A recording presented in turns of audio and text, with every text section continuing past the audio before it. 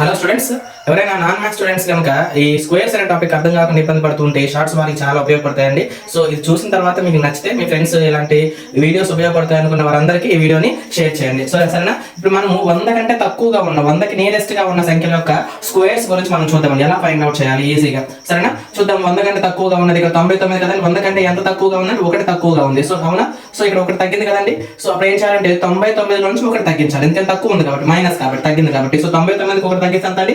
98. ఈ 1 స్క్వేర్ నే ఇక్కడ రాయాలండి. ఓకేనా, 98 01 99 యొక్క వర్గం అనమాట.